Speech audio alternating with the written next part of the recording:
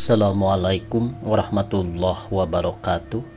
Pemirsa di mana saja Anda berada, selamat berjumpa kembali dengan channel YouTube Insan Dongeng. Pada kesempatan ini saya Bang Elgi akan melanjutkan Kasih di Medan Perang bagian ke-16. Terima kasih kepada semua subscriber yang selalu setia mengikuti. Selamat mendengarkan.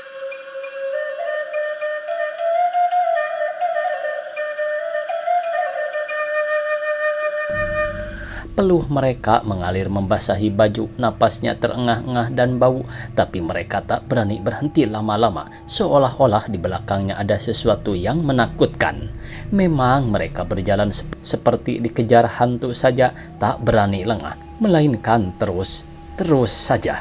Makin lama makin jauh dan malah makin lama makin larut. Di depan mereka kampung Cilampeni telah tampak hitam menggunung, rumah-rumahnya telah kelihatan samar-samar dan sayup-sayup terdengar desau arus Kali Citarum memanggil mereka menyuruh berjalan lebih cepat. Kini perjalanan mereka hanya sedikit lagi hampir tiba. Alangkah girang hati mereka ketika itu. Lupa mereka kepada kantuknya, lupa lelah, lupa pula kepada kemengkalan hatinya. Yang ada hanyalah rasa hati yang besar dan gembira. Akan tetapi tak lama kemudian kegembiraan mereka itu segera berubah, sebab tatkala Gani menoleh ke belakang, ia melihat sinar terang di udara, dan ketika ia memasang kupingnya terdengar gemuruh deru kendaraan musuh mendekat. Rupanya musuh sudah sampai ke Sayati. "Lekasan jalannya, musuh datang!" teriak Gani. Mendengar seruan Gani itu sekaliannya menoleh ke belakang. "Lekas, lekas, lekas, ayo!" teriak Gani lagi. Sekaliannya mempercepat langkah hampir berlari, Ani dan Nana jalannya terhuyung-huyung ke kanan ke kiri bagai perahu dimainkan ombak karena terlampau cepat mendorong kereta dorongnya. "Cepetan, Lela, ayo lekas."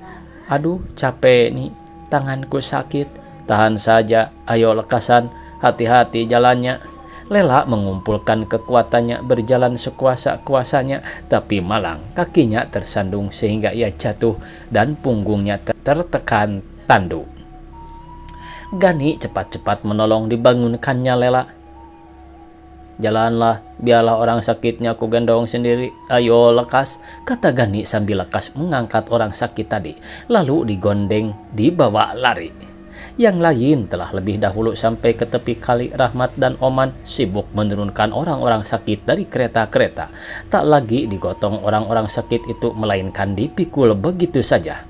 Setelah sampai ke tepian jembatan, Gani pun segera turut ke tepi kali. Ia melihat ke seberang dan tampak olehnya samar-samar agak jauh ke udik 3 buah perahu tertambat pada sebuah pohon.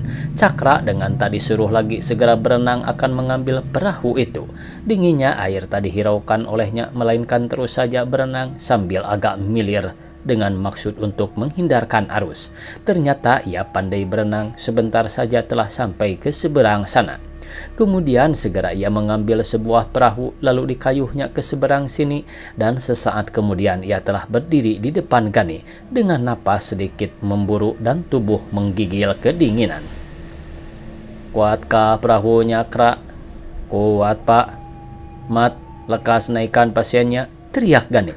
"Naikkan semua saja," teriaknya lagi. "Man, kau turut bersama Rahmat, jaga baik-baik." Kemudian kepada Cakra, "Hati-hati menyeberangkannya, Kra." "Baik, Pak," kata Cakra. Dari atas Mahmud berteriak, "Musuh makin dekat, Pak! Musuh makin dekat, Pak!" serunya.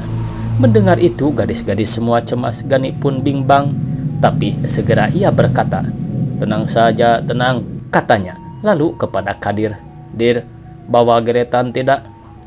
"Ada, Pak. Mari ku pinjam." Kadir segera mengulurkan geretannya kepada Gani. "Ini, Pak. Jaga baik-baik ibu-ibu ini. Dir, berlindung saja tuh di situ." "Bapak mau kemana?" "Aku pergi dulu sebentar. Mari Mud, ikut aku," kata Gani kepada Mahmud. "Mau kemana kau nih?" tanya Lela dan Ani serempak. Diam saja di situ, berlindunglah baik-baik, katanya sambil segera berlari ke jalan diikuti oleh Mahmud. Sebenarnya Mahmud agak bimbang karena ia belum tahu apa yang akan dilakukan Gani, tapi ia tak berani bertanya. Musuh makin dekat saja, deru kendaraannya makin gemuruh. "Berhenti, Mud. Mari kita robohkan gubuk ini, lekas," seru Gani. Keduanya segera merobohkan gubuk kecil yang kebetulan didirikan orang di samping rumah bambu. Setelah gubuk itu rubuh, segera Gani mengeluarkan botol alkohol dan spiritus dari tasnya, lalu dituangkan semua runtuhan gubuk itu dan dibakar. Apinya sebentar saja berkobar. Gani menanti seketika lamanya, kemudian setelah dikiranya api itu tak akan padam, barulah ia mengajak Mahmud berlari lagi. Musuh sudah semakin dekat, tetapi kemudian tiba-tiba mereka seperti berhenti. "Kok tak kedengaran lagi truk musuh itu, Pak? Barangkali mereka berhenti." "Tentu saja, Mud, sebab mereka tak akan berani terus kemari. Mereka tentu menyangka bahwa yang membakar gubuk-gubuk itu pemuda ekstremis, dan karena itu tentu sekarang mereka sedang seteling." Pintar juga Bapak, kata Mahmud sambil memperlambat larinya. Ia menoleh ke belakang dan tanpa olehnya kebakaran tadi makin besar. "Barangkali rumah kecil itu turut terbakar, Pak."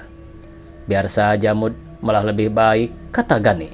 Setiba Gani di tepi kali didapatinya Oman dan Rahmat sedang menaikkan orang-orang sakit dari perahu ke darat, dan Cakra dengan mempergunakan perahu lain telah hampir sampai lagi ke seberang sini. "Ayo naik, naik, ayo," kata Gani kepada gadis-gadis ketika perahu sudah menepi. "Hati-hati, agak licin," Cakra memperingatkan. "Tenang, tenang saja, Kra, musuh tak akan kemari. Sudah kuusir barusan," kata Mahmud bangga. "Dari mana kau nih?"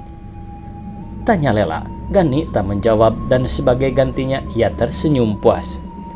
"Kok seperti suara tembakan ya, Ni?" kata Ani. "Apa, Ani, tembakan?" tanya Lela sambil memasang kuping. "Betul, tembakan, Lela. Barangkali musuh sedang menembaki api," kata Gani lalu berpaling kepada Cakra. Mari Cakra," katanya. "Bismillahirrohmanirrohim," kata Cakra sambil mulai mengayuh perahunya, dan sebentar kemudian mereka telah berada di seberang sana. Dan sekarang barulah mereka merasa senang karena telah berhasil mengungsikan orang-orang sakit itu ke daerah Republik. Pada wajah mereka yang lelah itu terbayang rasa bangganya sehingga bibir mereka tampak senyum. Hari ketika itu sudah hampir pagi, burung-burung sudah ramai berkicau di atas rumpun aur rindang yang meroyom ke tepi sungai, bersahut-sahutan dengan kerukuknya ayam-ayam jantan di kampung yang tak jauh dari situ. Gani dan kawan-kawannya berdiri berjajar di tepi kali sambil satu sama lain berpegangan bahu, dan mata mereka memandang jauh ke sebelah utara ke arah kota Bandung yang mereka cintai.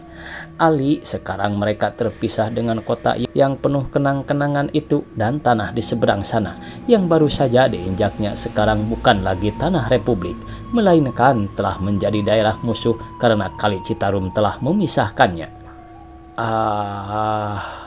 Terdengar Gani mengeluh. Tamat pemirsa cerita Kasih di Medan Perang. Dicukupkan sekian. Semoga besok kita bisa berjumpa kembali. Billahi taufiq wal hidayah. Wassalamualaikum warahmatullahi wabarakatuh.